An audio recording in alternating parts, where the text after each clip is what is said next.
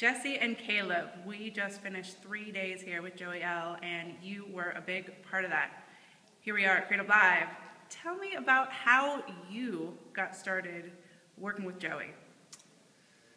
Well, I guess maybe around 4 or 5 years ago, Joey had reached out to me regarding one of the bands that I was managing at the time, this band Foxy Shazam, and he was a fan and asked if he can do a music video. So me just being the usual idiot that I am, I just kind of put the email off. I was like, I'll email this guy another day. I don't know what this is. Finally came back around to it, and I was like, oh, he's got a link. And I looked at his work. I was like, oh, so he's not just another random person. This guy's actually insane. So then I had just reached out. I was like, could we get on the phone? Let's talk. And then we had met up in New York City, and we've been pretty much working ever since then. It started off as just a little music video, like inquiry to here. To here, creativeLIVE. Yeah. Okay, 2 things. Best part about working with Joey, worst part about working with Joey. Oh boy. He's in the room, so we can't be too... No, just kidding.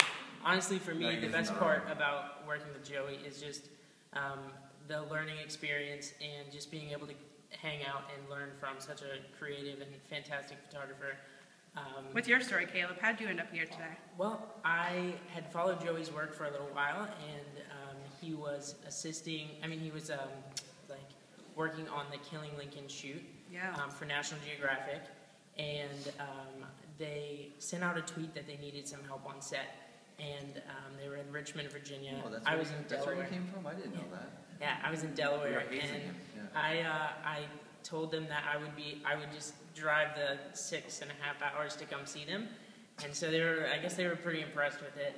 And we hung out on set, and then eventually they said that they needed an intern, so I moved to the city to work with both of them. So it's been pretty great. That's pretty great. So one piece of advice for our audience out there who's looking to go and assist or apprentice with a photographer who they admire. Caleb? I think just throwing yourself out there, wanting it, and being willing to do the dirty work. Because a lot of times I think people kind of have like a little bit of an ego because they want to be a photographer and they're not willing to be the person up really early or late at night alongside the photographer doing this stuff that isn't necessarily super glamorous, but it's all part of the job. So I think just being willing to do whatever you can to assist. Good advice. Yeah, I think just being a good person. It goes a long ways. Of course, you gotta have, like Joey said earlier, have passion to do it. But I think for me and him, we got along on so many different levels. And I've worked with a couple other people, just like small time, nothing big. But I've worked with a couple where I don't really click as much, and I'm like, I wouldn't really want to do this all the time with those kind of people. But like with Joey, it's just like there is really awesome, beautiful art that's being made, and it's hanging out with a good friend of mine.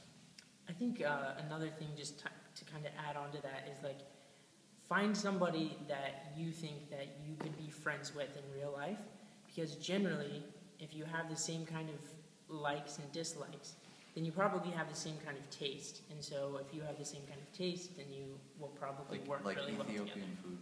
Yeah. Yum. Ethiopian food is a big one. Joey, what do you think about all this? Oh, he's here? Oh my God. We'll get the truth. I actually have to say bye to these guys right now. All right, let's get it on. Let's get it on camera. I'll see you, buddy. Yo, have fun. All right, fine. See you. Yo, have fun cleaning up my mess. He's a funny guy. All right, yo, boy. Yo, real quick, Caleb, take this drive back. And Jesse, don't delete those photos. Work in action. Places. Thanks, guys.